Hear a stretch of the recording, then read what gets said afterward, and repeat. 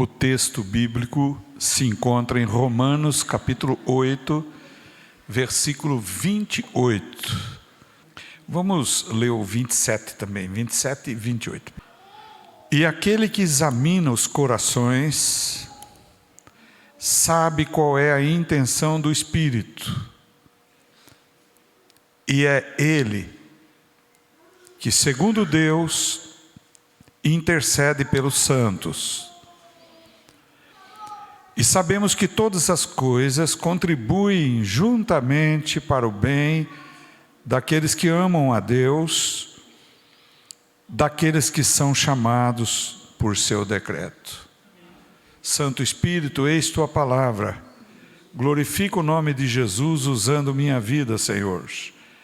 Nada sou, nada posso, mas tu podes tudo e tu sabes tudo, Senhor. Fala conosco e glorificas, pois, o nome do Senhor Jesus. Amém, amém, Senhor. Graças a Deus. Primeiramente, irmãos, Deus examina os nossos corações. E a Bíblia diz que o Espírito de Deus habita no nosso espírito. Tanto que aquele que não tem o Espírito de Cristo, não é de Cristo, diz a palavra em Romanos 8, 9. Então veja, nós não sabemos orar como convém, ou seja, muitas vezes nos falta palavras. Nós não somos capazes de pedir conforme ao agrado de Deus. Nós temos dificuldade muitas vezes. Tantas vezes a gente faz orações repetitivas, não é? E eu tenho visto muitas vezes milagres de Deus acontecido com orações curtíssimas, curta demais. E Deus operar, porque quando ela vem do íntimo da gente. Então não é a oração longa.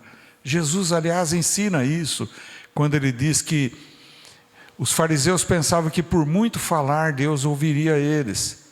E nos ensinou a oração do Pai Nosso, que é uma oração padrão, que é uma oração referência, que realmente é a palavra de Deus. Então, muitas vezes uma oração pequenininha demais e Deus resolve e ouve. Não é? Quantas vezes, uma vez eu me lembro, uma pessoa nesta igreja, na hora de sair, na saída eu estava lá atrás, e ela mostrou uma ferida no rosto e falou: pastor, isso aqui é câncer.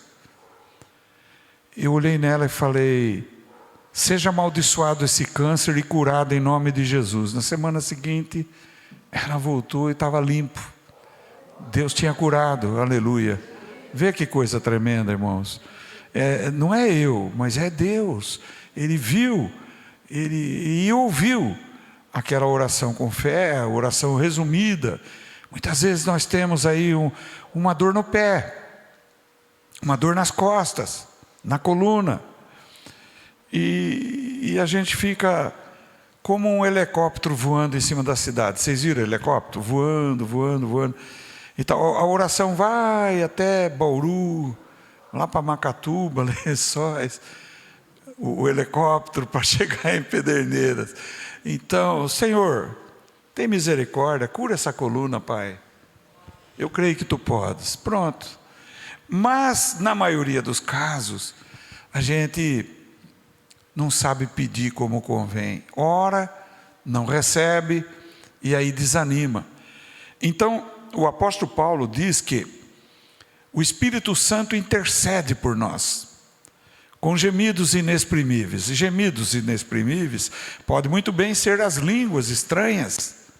Aqueles que são batizados com o Espírito Santo, falam em outras línguas, ou línguas estranhas, é um gemido inexprimível, que não se expressou, que não deu para compreender o que está sendo dito, mas o Espírito Santo, Ele próprio, está intercedendo no trono da graça, no trono de Deus.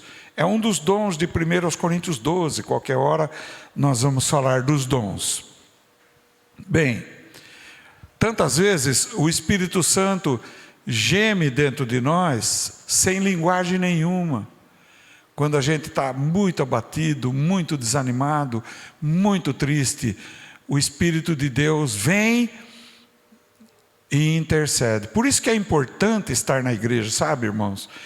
Porque muitas vezes, viu, aquela porta era bom fechar aquela porta, viu? Tá entrando vento aqui.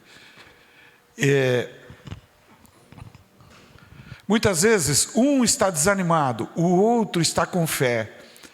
Um não está sabendo pedir direito, mas o outro está intercedendo. E quando nós estamos juntos em comunhão em Cristo, isto é, na mesma fé em Cristo Jesus, Deus vem e cura alguém na hora do louvor, na hora da ministração da palavra do louvor, ou na hora da pregação. Se tiver frio aí, pode encostar, viu, filha? Pode encostar se tiver frio, viu? Então, veja bem. Eu me senti bem. Nossa, fui tocado por Deus. Como eu saí bem daquele culto. Não aconteceu já algumas vezes com você isso? Você chega tão cansado, cansada, desanimado, entristecido. E aí, durante o culto, louvor ou palavra, você é abençoado por Deus. Deus usa um para edificar o outro. Por isso que é importante estar na igreja, é importante vir aos cultos, para receber o que Deus tem para você, não é? Por exemplo, quando as pessoas se reúnem para um jantar festivo, ou para uma celebração, todos ficam juntos na mesa, partilhando dos mesmos alimentos, se alegrando. Então nós somos uma família, irmão, sabia? Nós, igreja, somos a família de Deus, presta atenção nisso. Então, vocês estão sentados aqui comigo, conosco, e eu com vocês, partilhando do mesmo alimento, comendo o mesmo alimento. Que alimento? Alimento espiritual, entendeu? Então, Deus vai te edificar nessa noite. Eu quero te dizer que não importa o que está acontecendo na tua vida, o que tem ocorrido com você. A palavra de Deus diz no versículo seguinte, 28, que todas as coisas concorrem para o bem daqueles que amam a Deus, daqueles que são chamados segundo o seu propósito. Que propósito? O propósito de Deus. Está entendendo? Como é que nós podemos compreender isto? Sim, podemos. Para isto, a Bíblia nos revela Deus. Olha, Deus é Espírito, Jesus falou. Não é? João 4, 24. Os seus adoradores devem adorá-lo em espírito e em verdade. Esse Espírito que é Deus habitou totalmente em Jesus. Por isso Jesus é Deus. Presta bem atenção. Deus feito homem, manifesto em carne. Aleluia. Ele está aqui presente nessa noite. Ele sabe o nó na garganta, o aperto no peito, a tristeza da alma. Ele sabe a dor no corpo. Ele sabe o problema na família. Ele sabe o problema financeiro. Ele conhece as tuas dificuldades, as nossas dificuldades. Mas Paulo diz, sabemos, olha bem, que todas as coisas concorrem para o bem daqueles que amam a Deus. Olha só, afirmação forte. Nós sabemos. Por que nós sabemos? Paulo está dizendo que ele sabe e que os cristãos verdadeiros sabem. Sabe o quê? Do poder de Deus. Da sulabaceri andetai tucanai. Você sabe, irmão, irmã, que Deus é onipresente, onisciente, onipotente. Que antes de nós pedirmos para Ele, Ele já sabe o que está dentro de nós. Está entendendo? Por que Ele gosta que a gente verbalize os pedidos, fale com Ele? Porque aí nós estamos mostrando que nós confiamos nele. Entenderam isso? Porque muitas orações Ele vai atender pelo próprio pensamento nosso, porque sabemos que Ele é onipotente. Os atributos de Deus são revelados na Bíblia. Você se lembra daquele salmo que diz: os céus proclamam a glória de Deus, e os firmamento anuncia as obras da sua mão. Já ouviu? Já, não é? Isso. Então, quem foi que fez os céus? Quem fez todas as coisas? Quem é todo poderoso? Aquele que tem todo o poder. Ninguém poderia fazer a não ser Deus, o Criador, o Salvador, o Redentor. Então eu conheço Deus pelos seus atributos. Quando Jesus chegou naquela casa e entrou naquela sala, e ali estavam 10 discípulos, não estava Tomé. E Jesus, ressurreto, falou com eles. Quando Tomé chegou, o Tomé disse: eu não acredito, a não ser que eu toque nas suas feridas, toque do seu lado. Olha só, passaram-se 8 dias, Jesus se pôs naquele lugar, o que? Visivelmente, e disse: Tomé, vem aqui, toca nas minhas mãos, toca no meu lado, deixa de ser incrédulo e seja crente. Jesus ouviu o que ele falou, porque ele é onipresente. Aquilo que você falou, seja para a glória dele, ou seja um desabafo com Deus, ou seja uma tristeza manifesta, ele te ouviu. E bem-aventurado é aquele que não vê e crê. Veja bem, Natanael era um construtor, e quando ele foi levado até Jesus pelo Filipe, foi levado até Jesus.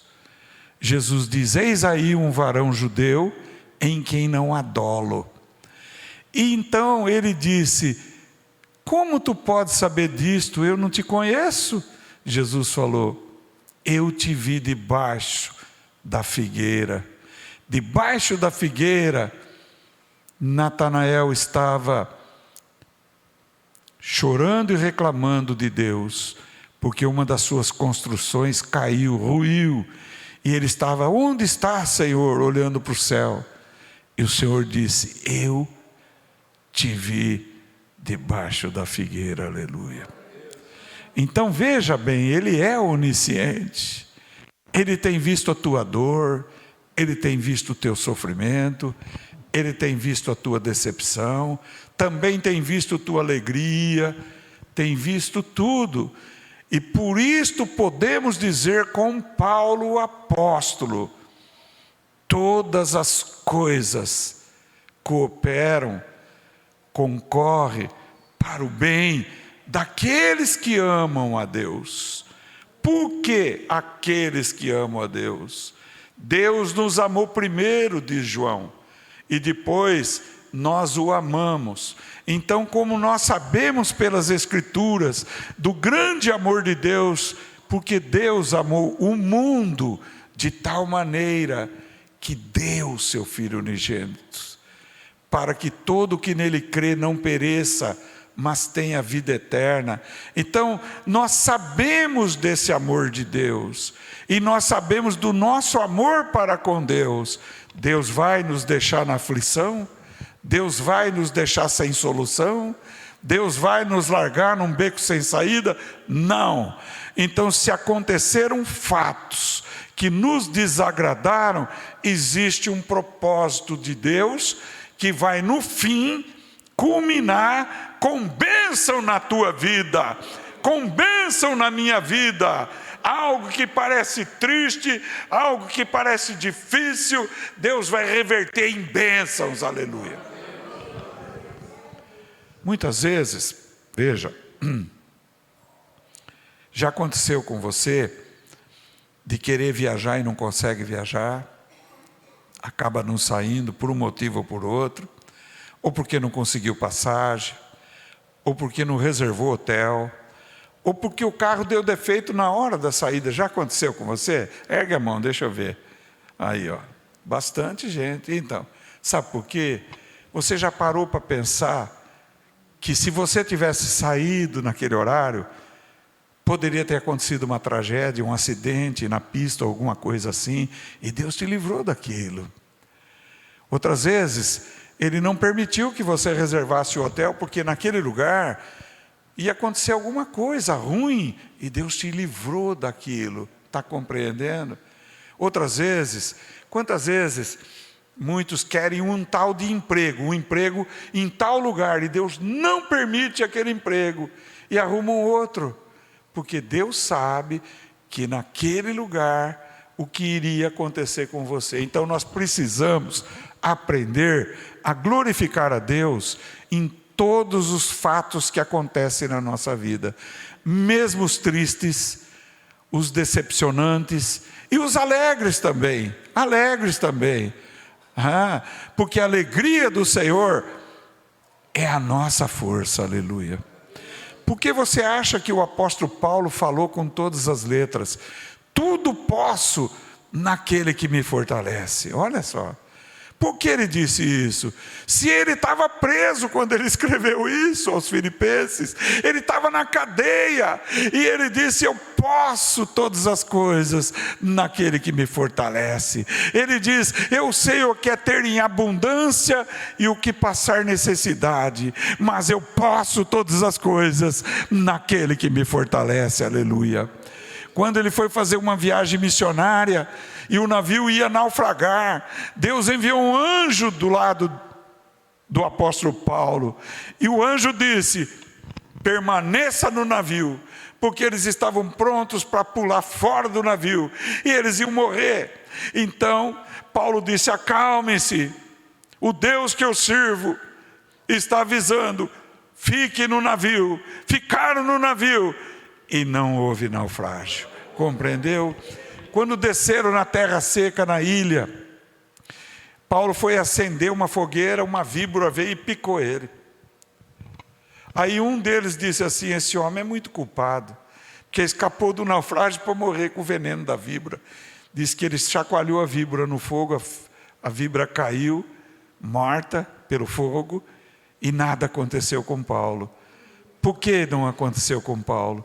Porque Jesus diz no Evangelho de Marcos: ainda que bebam coisa mortífera, não lhes fará dano algum. Imporão as mãos sobre os doentes, e eles serão curados, aleluia. Ori cantai ti maná marás. Levanta-te, diz o Senhor, povo meu. Tenha fé no meu nome, diz o Senhor.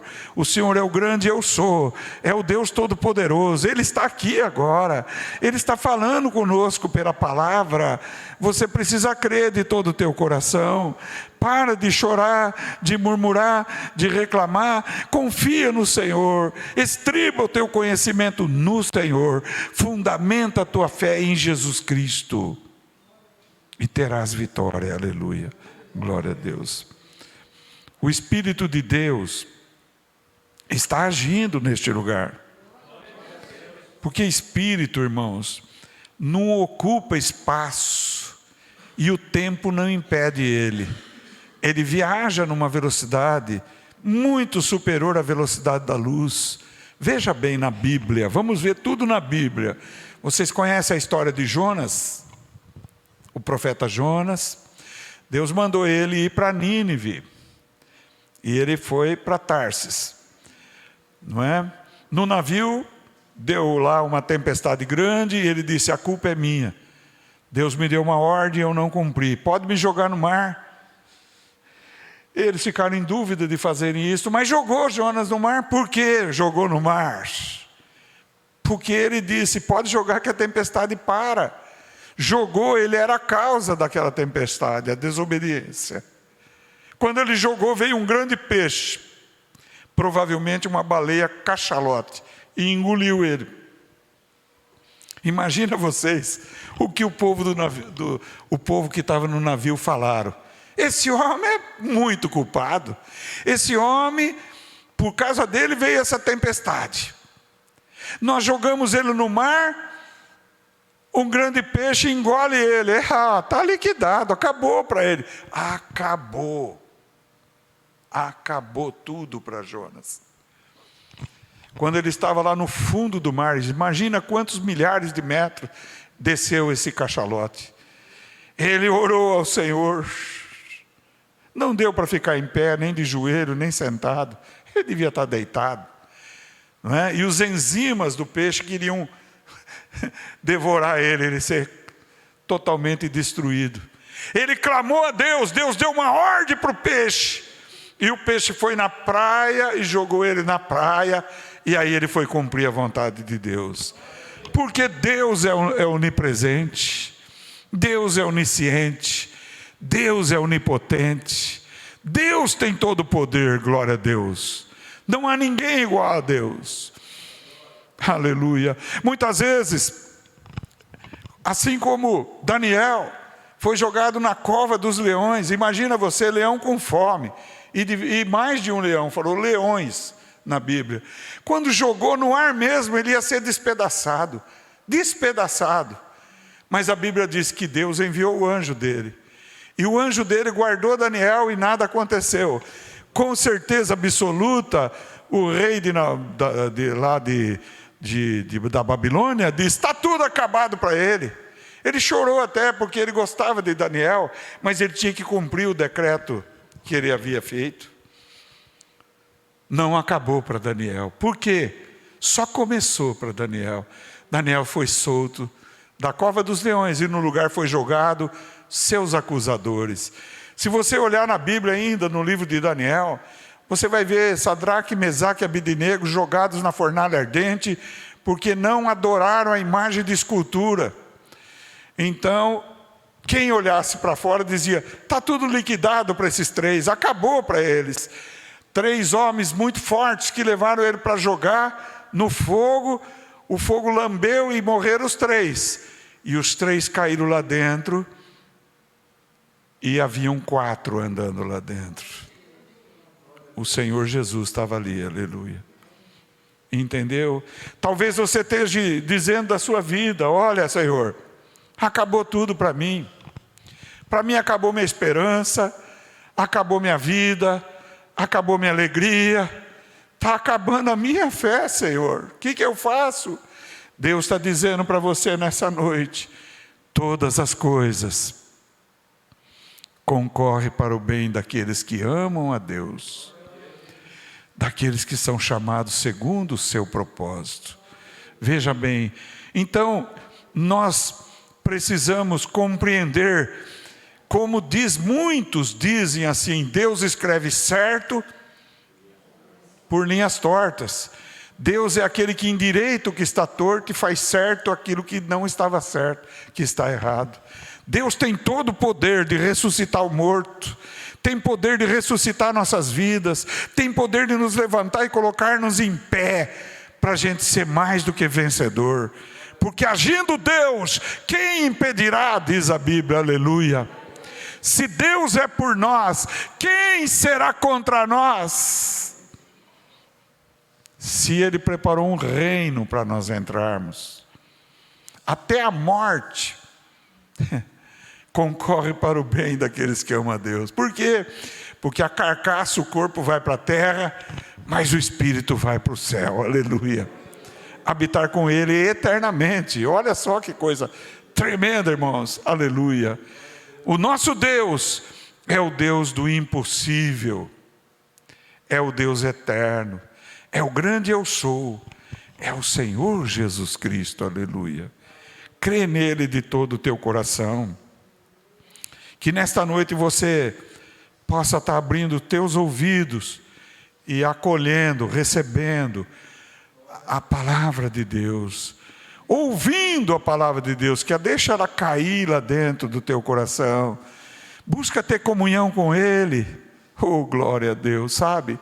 Quando a gente está muito forte com comunhão com Deus, as pancadas nem a gente sente mais, não é?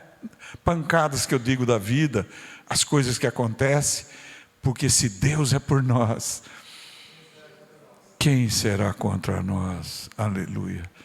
Agindo Deus, quem impedirá? Aleluia.